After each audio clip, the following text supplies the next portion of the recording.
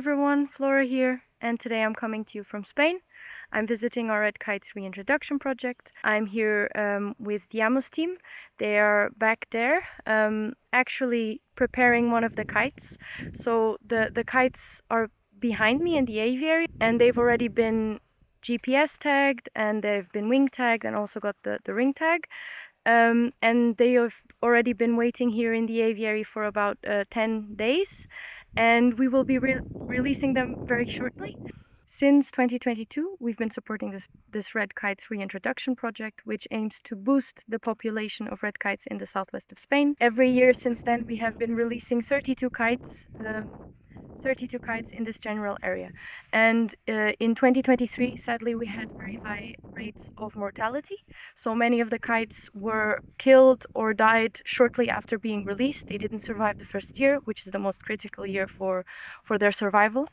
And because of this, the numbers of kites that could reach reproductive age was too low for the number of kites we needed to create a sustainable and healthy red kite population in this area. And because of this, we have decided to support AMUS in another year to release another 32 kites, which are the kites we're releasing today. We're only going to be releasing 7, but this will be the final release of red kites. Yeah, we're very excited about this, and I'm just going to take you along on the day. Basically, what we're going to do is we're actually going to be tagging, or we're going to be changing the GPS tag on 2 of the kites because they're not functioning, and then we will be releasing these birds directly. And after that, we will be opening the aviary, and we will let the other kites, the remaining kites, leave by themselves.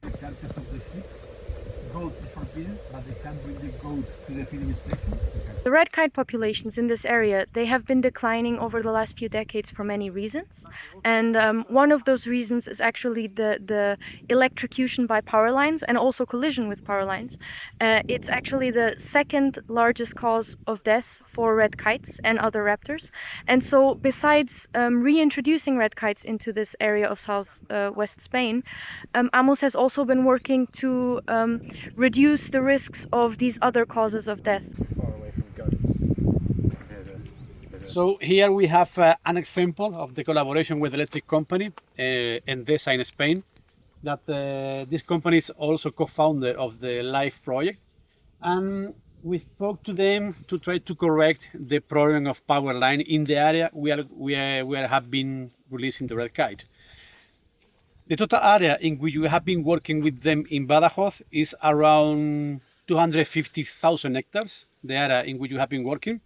And the agreement we have with them is to try to minimize, even delay the threat of electrocution with power line. During the 5 years of collaboration, we have corrected around 1,200 pylons in this. That's amazing. Yeah, it's really amazing.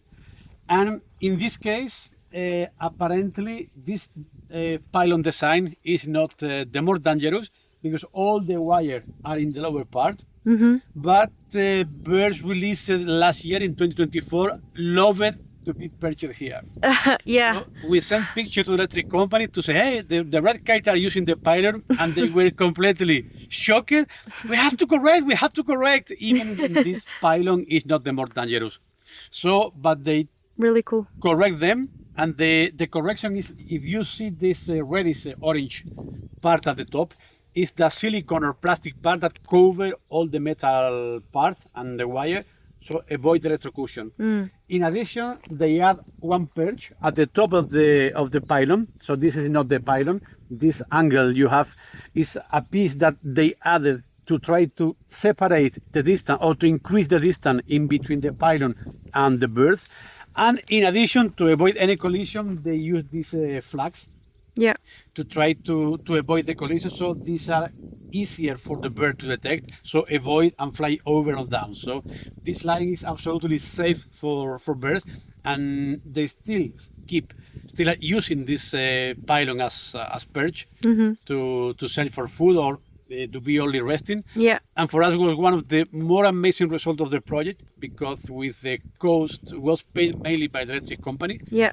We delete or eliminate absolutely to zero one of the second problem of the red kite conservation in Europe. Yeah. That is the electrocution. Really cool. Yeah. The girls from the AMUS team throwing out some food into the feeding station. As you can see, there's some bones left from some of the other animals.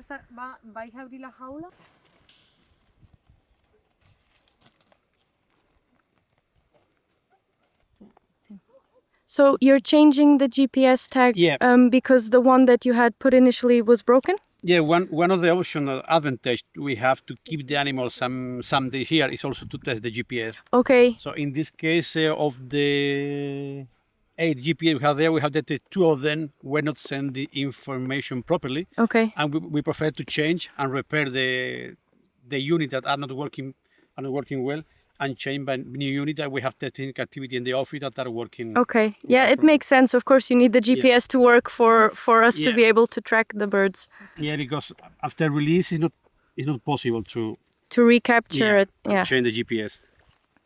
So it's going to be over soon, and you'll be free.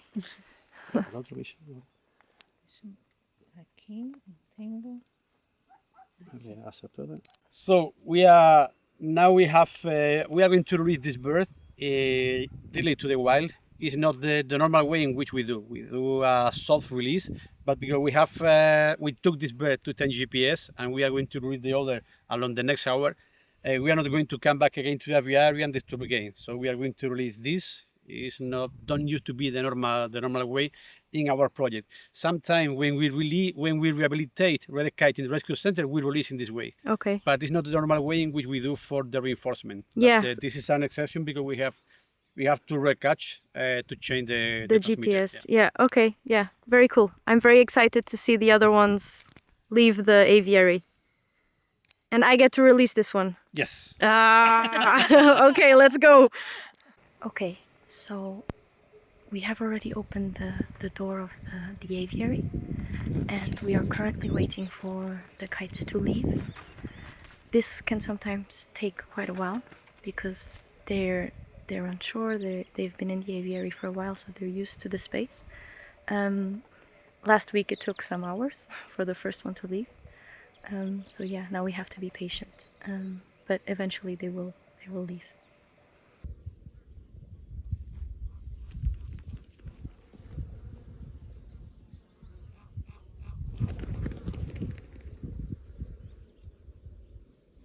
It's been a really eventful visit, and it's actually been quite emotional to release this last group of red kites on this project. It's been many years since we've been supporting AMUS in these releases, and yeah, it's just been a wonderful day, and we are very thankful for all the incredible work that AMUS has been doing in this area, and none of this would have been possible without them, of course.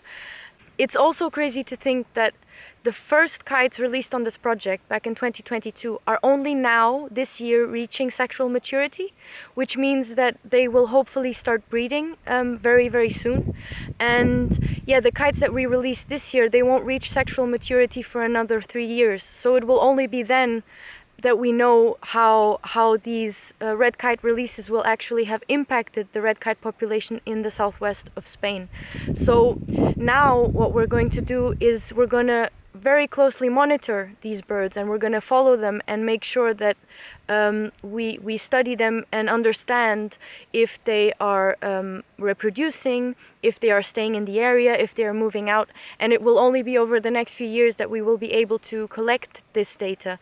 And AMUS will make sure to keep a very close eye over our red kites, and we'll be keeping you informed as well as we go along.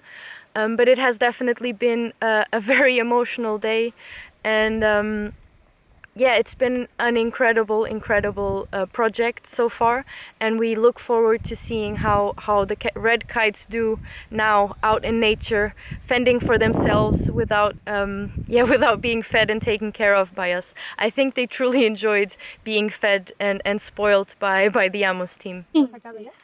I get to release her. Oh wow.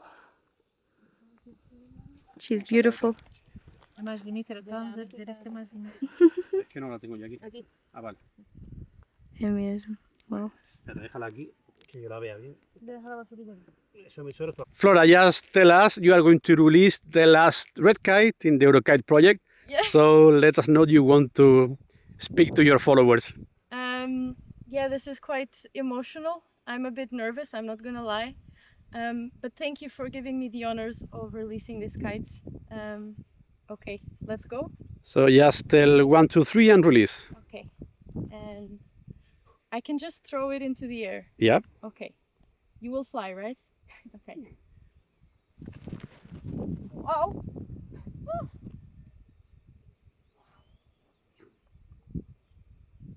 There we go. It's the sheep. There she goes. Bonito.